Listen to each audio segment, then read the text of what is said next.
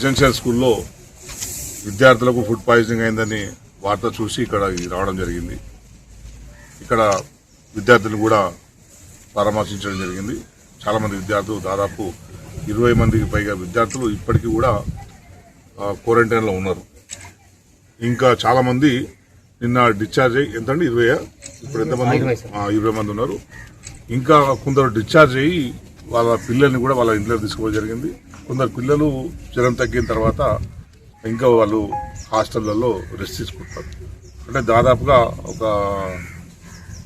ఇక్కడ పరిస్థితిని చూస్తే ఒక 150 మంది వరకు సఫర్ అయ్యారు, వాళ్ళ జ్వరం వచ్చింది అనేది మనకు చాలా స్పష్టంగా అర్థమవుతుంది. ఒక హాస్టల్లో బహుశా నాకు తెలిసి 150 మంది పిల్లలకు ఒకేసారి ఇట్లా జ్వరం రావడం అనేది అరుదుగా జరిగే సంఘటనగానే నేను అనుకుంటున్నాను. ఎందుకంటే ఇది మా పిల్లలు చదువుకున్నారు. ఇక్కడ ఉన్న వాళ్ళందరూ దాదాపుగా మ్యాక్సిమం పిల్లలందరూ కూడా ఇక్కడ చదువుకుంటారు. నేను కూడా రెసిడెన్షియల్ చదువుకున్నాను కనుక రెసిడెన్షియల్ స్కూళ్ళను బదలాం చేయడం ఉద్దేశం కాదు. కానీ 150 మంది పిల్లలు ఒకేసారి జ్వరం బారిన పడడం అనేది బహుశా నేను కూడా ఎక్కడ విన్న దాఖలాలు లేవు. మరి ఈ పాఠశాలలోనే 150 మంది పిల్లలు ఎందుకు సఫర్ అయ్యారు, ఎందుకు ఒకటిసారి జ్వరం వచ్చింది అనేది ప్రభుత్వం లోతుగా పరిశీలన చేయాల్సిన అవసరం ఉన్నది. నేను అనుకునేది ఏంటంటే నిర్వహణ సరిగ్గా లేకపోవడం, హాస్టళ్ల నిర్వహణని ప్రభుత్వం పూర్తి స్థాయిలో గాదికోలు తీసింది. రెసిడెన్షియల్ స్కూళ్ల మీద ప్రభుత్వం పూర్తిగా అజమాయిషీ లేకుండా పోయింది. ఏ హాస్టల్లో పరిస్థితులు ఎట్లా ఉన్నాయి, హాస్టళ్లకు ఏమేమి వసతులు కావాలి, పిల్లలకు భోజనం సరైన విధంగా అందుతుందా లేదా, నాణ్యమైన భోజనం ఇస్తున్నామా లేదా అనే విషయాన్ని ప్రభుత్వం ఎక్కడ పట్టించుకోవట్లేదు. పిల్లలకు కనీస సౌకర్యాలు సరిగా ఉన్నాయా, వాళ్ళకు బాత్రూమ్స్ ఉన్నాయా, పడుకోవడానికి సరైన విధంగా హాస్టల్ ఫెసిలిటీస్ ఉన్నాయా లేదా అనే విషయాన్ని కూడా ప్రభుత్వం ఎక్కడ పట్టించుకున్న దాఖలాలు కనిపిస్తలేవు. అందుకే హాస్టళ్లలో ఇటువంటి సమస్యలు వస్తుంది. ఇంకా నయం, ఇంకా కొన్ని హాస్టళ్లలో కొన్ని హాస్టల్లో పోయిన సంవత్సరం కూడా చూసినాం, ఫుడ్ పాయిజన్ అయ్యి చనిపోయిన సంఘటనలు కూడా రెసిడెన్షియల్లో హాస్టల్లో ఉన్నాయి. దయచేసి ఆ పరిస్థితి సింగూరు పాఠశాలకు రావద్దని చెప్పి నేను ఈ మంత్రి గారిని నేను కోరుతున్నాను. మీరు మా నియోజకవర్గానికి ప్రాతినిధ్యం వహిస్తున్న మంత్రి గారు, ఇటువంటి హాస్టళ్లలో పేద ప్రజలు మాత్రమే చదువుతారు. దళిత వర్గానికి సంబంధించిన ఎక్కువ మంది పిల్లలు 80% పిల్లలు ఇటువంటి హాస్టల్లోనే చదువుకుంటారు. మీ ఫాదర్ నువ్వు చదువుకునే టైంలో మంత్రి ఉన్నాడు కనుక హాస్టల్ జీవితం ఏందో దామోదర్ రాజనరసింహ గారికి తెలియకపోవచ్చు. మేమందరం కూడా హాస్టల్లో చదువుకొని ఈ స్థాయికి వచ్చినాం. హాస్టల్లో ఉండే కష్టాలు, ఫుడ్లో ఉండే సమస్యలు, పడుకోవడం దగ్గర నుంచి ఉండే సమస్యలు చాలా ఉంటాయి. వాటన్నిటి కూడా ఒకసారి రివ్యూ చేయాల్సిన బాధ్యత మంత్రి గారికి ఉందని చెప్పి నేను మంత్రి గారికి ఈ సందర్భంగా తెలియజేసుకుంటున్నాను. మా పిల్లల ఆరోగ్యం బాగుంటేనే వాళ్ళు బాగా చదువుకోగలుగుతారు. వాళ్ళ ఆరోగ్యం బాగుంటేనే వాళ్ళు రేపు యాక్టివ్గా ఫిజికల్గా కూడా యాక్టివ్గా ఉండగలుగుతారు. నేను ఒక పిల్లోని లోపల పోయి చూస్తే కూడా పాపం జ్వరం తగ్గినా కూడా ఇంకా వణుకుతున్నట్టు కనిపిస్తుంది ఆ పిల్లోడు. నేను పట్టుకొని నేను చూసినాను, నాకు డౌట్ వచ్చి ఏంది ఇంత వీక్ ఉన్నాడు పిల్లోడు అని చూస్తే నాకు జ్వరం వచ్చింది సార్, నాకు తక్కువై నేను బయటకు వచ్చినాడు. ఇంకా వీక్ ఉన్నాడు ఆ పిల్లోడు. అట్లాంటి పిల్లల పట్ల ఇంకా శ్రద్ధ చూపాల్సిన అవసరం ఉన్నది. ఇక్కడ వచ్చిన తర్వాత ప్రభుత్వమే తల్లిదండ్రులకు అనుకుంటారు, ఇక్కడ ఉన్న స్టాఫ్నే తల్లిదండ్రులు అనుకుంటారు, ప్రిన్సిపల్నే మా తల్లిదండ్రులు అనుకుంటారు. కనుక ఇక్కడ ఎవరికి ఎటువంటి సమస్య వచ్చినా వాళ్ళను టేక్ కేర్ చేయాల్సిన బాధ్యత ఇక్కడ ఉన్న సిబ్బంది మీద ఉంటుంది. ఆ సిబ్బందికి సరైన సౌకర్యాలు కల్పించాల్సిన బాధ్యత ఈ ప్రభుత్వాన్ని.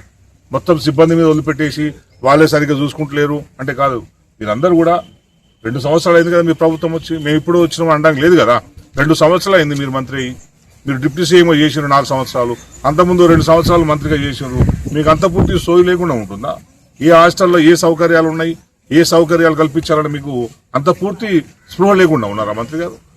పెద్ద పెద్ద పొంకనాలు కొడతారు. మీరు జోయిపేట కాంపౌండ్ గా కట్టించినా, ఇంత పెద్ద బిల్డింగ్లు కట్టించినా అంటారు కదా. నువ్వు కనీస సౌకర్యాలు ఎక్కడ కల్పిస్తారు మీరు? ఇక్కడ బాత్రూమ్ లేవు పిల్లలకు. మేము లేనప్పుడు లేదు, మేము శాంక్షన్ చేసినాం. అప్పటి నుంచి కాంట్రాక్టర్లు ముందుకు వస్తలేరు. ఇప్పుడు అయిపోయింది, పని అయిపోయింది, ఎందుకు బాత్రూమ్ ఇంకా మీరు ఓపెన్ చేయించలేకపోతున్నారు? ఇటువంటి కనీస సౌకర్యాలు కదా కావాల్సింది. కాంపౌండ్ వాళ్ళ తర్వాత విషయం, కాంపౌండ్ వాళ్ళు ఇంకోటి తర్వాత విషయం. నేను అది పెద్ద కట్టినా, ఆ బిల్డింగ్ పెద్ద కట్టినా, ఈ బిల్డింగ్ పెద్ద కట్టినా చెప్పడం కాదు. పిల్లలకు ఎంత మేరకు కనీస సౌకర్యాలు ఉన్నాయి, వాళ్ళకు ప్రాపర్ గా ఫుడ్ దొరుకుతుందా లేదా, వాళ్ళు ప్రాపర్ గా వాళ్ళు పడుకుంటారా లేదా, పడుకునే సౌకర్యాలు ఉన్నారా లేదా అని చూడాల్సిన బాధ్యత మీది, మీ ప్రభుత్వాన్ని. ఎన్నడన్నా మీరు లోపలికి వచ్చి హాస్టల్ విజిట్ చేసినా?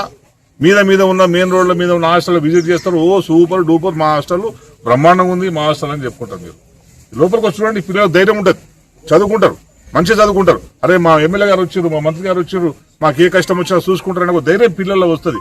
ఆ ధైర్యాన్ని నింపండి. అక్కడ నిన్న కూడా చూసినాం బుధేరాలో డిగ్రీ హాస్టల్, అక్కడ కూడా పిల్లలు మన ధర్నా చేశారు. డిగ్రీ చదువుకున్న పిల్లలు కూడా ధర్నా చేశారు ఫుడ్ బాగలేదని. ఎందుకు రెసిడెన్షియల్ స్కూల్స్ అన్ని ఇంత దయనీయ స్థితికి వచ్చినాయి? కేసీఆర్ గారు ఉన్నప్పుడు 1100 స్కూళ్లు పెట్టి ఫస్ట్ ప్రయారిటీ ఎటువంటి ఇబ్బందులు లేకుండా పిల్లలకు చూసుకున్నారు. అన్ని రకాల ఇబ్బందులు పెట్టి మెరిట్లో మెడిసిన్లో కూడా సీట్లు వచ్చినాయి జాతీయ స్థాయిలో కేసీఆర్ గారు ఉన్నప్పుడు. ఇప్పుడు మీరు ఎక్కడ మెడిసిన్స్ ఎంతమంది కొట్టారు రెసిడెన్షియల్ స్కూళ్ళలోంచి చెప్పండి. మీ లెక్క ఎవరు లేరు, తక్కువ. నాకు తెలిసి వినలేను నేను. పేపర్లలో వస్తుండే రెసిడెన్షియల్ స్కూల్లో చదువుకున్న పిల్లవాళ్ళు ఎంసెట్లో జాతీయ స్థాయిలో చాలా మంచి ర్యాంకుల్లో వచ్చారని నేను పేపర్లలో విని సంతోషపడ్డాం. ఈ 2 సంవత్సరాలుగా ఒక్క పేరు కూడా నేను విన్న దాఖలా లేదు. మరి మీరు ఎవరైనా వింటే చెప్పండి, నేను దాన్ని కరెక్షన్ చేసుకుంటాను. ఇటువంటి దయనీయమైన పరిస్థితి మా రెసిడెన్షియల్ స్కూళ్లలో పాలన ఉన్నది. దీన్ని దృష్టి పెట్టండి. సెక్రటరీ గారు ఎవరున్నారో సెక్రటరీ గారు కూడా దృష్టి పెట్టండి. దృష్టి పెట్టి అన్ని స్కూళ్లలో కూడా మా పిల్లలకు ఎటువంటి అసౌకర్యాలు లేకుండా చూడండి. ఒకే హాస్టల్లో 150 మంది పిల్లలు అస్వస్థతకు గురి కావడం అనేది మామూలు విషయం కాదు. ఇంతకుముందు డిఎంఎడిచో గారు వచ్చిపోయారు, ఇంకా చాలా మంది అధికారులు వస్తారు. వచ్చినప్పుడు చూడటం కాదు, ఎందుకు వస్తుందో పరిశీలించండి. వాళ్ళ ఆరోగ్య పరిస్థితుల్లో దృష్టి పెట్టండి. మీరు ఇక్కడ వీళ్ళు వస్తే ఓ డాక్టర్ పెట్టండి. ప్రతి ఇటువంటి పరిస్థితి వచ్చింది కనుక ఓ డాక్టర్ని పెట్టండి. ఏమన్నా ఉంటే రాత్రిపూట పుల్కల్లో ఉన్న ప్రైమరీ హెల్త్ సెంటర్కి పోతారు. అక్కడ ఎవరు ఉంటారండి? బహుశా నైట్లో డాక్టర్ ఉండడు కదా, ఆడ కూడా నైట్ డాక్టర్ ఉండడు, ఏదో నర్సు ఉంటుంది. ఒక సీరియస్ పరిస్థితి వస్తే ఏంది? సీరియస్ పరిస్థితి వచ్చి జరగకూడదని జరిగితే మీ ప్రభుత్వం బదలామవుతుంది. మేము మీ ప్రభుత్వం బల్లం కోరుకోవట్లేదు. మా పిల్లల ప్రాణాల గురించి మేము చెప్పుకుంటున్నాం. మా పిల్లల ప్రాణాలకు హామీ ఏందని తల్లిదండ్రులు అందరూ అడుగుతారు. చాలా మంది ఫోన్ చేసి పొద్దు నుంచి వాళ్ళందరూ కూడా పేరెంట్స్ వాళ్ళందరూ కూడా చాలా మంది వచ్చి మా పిల్లలు తీసుకుపోతామని చెప్పంటారు. మేము అది చెప్తున్నాం. తీసుకపోతే పాఠశాలకు చెడ్డ పేరు వస్తుంది. తీసుకుపోవడం పరిష్కారం కాదు. ఇక్కడ సౌకర్యాలు మెరుగుపరచండి. పిల్లలకు ఏం జరిగిందో దాని మీద దృష్టి పెట్టాలని చెప్పి నేను మంత్రి గారిని డిమాండ్ చేస్తున్నాను. హిట్ టీవీ యాప్, ఇందులో short news, live news, entertainment shows, movies, digital magazines తో పాటు మీ జిల్లా వార్తలను కూడా ఫ్రీగా చూడొచ్చు. ఇంకెందుకు ఆలస్యం, వెంటనే హిట్ టీవీ యాప్ ని డౌన్లోడ్ చేసుకుని ఫ్రీగా ఎంటర్టైన్మెంట్ పొందండి. Hit TV app, hit TV app, please download hit TV app. Hit TV app ని ఫ్రీగా డౌన్లోడ్ చేసుకుని ఎంజాయ్ చేయండి. మీకు నచ్చిన ఎంటర్టైన్మెంట్ కోసం హిట్ టీవీ యాప్ ని ఫ్రీగా డౌన్లోడ్ చేసుకుని ఎంజాయ్ చేయండి. హిట్ టీవీ యాప్ ని డౌన్లోడ్ చేసుకుని ఆస్వాదించండి, ఆశీర్వదించండి. ఇంతమంది సెలబ్రిటీలు హిట్ టీవీ యాప్ ని డౌన్లోడ్ చేసుకోండి అని చెప్తున్నారంటే ఎంత మంచి యాప్ ఆలోచించండి. అమెరికా అమెరికా అమెరికా అమెరికాలో చదవాలనుకునే వాళ్ళకి విశ్వసనీయమైన పేరు మన సౌర్య కన్సల్టెన్సీ. UK లో 1 year masters, UK లో 1 year masters, 2 years work permit up to 5 years visa. Contact Saurya Consultancy. Contact 89851 89851.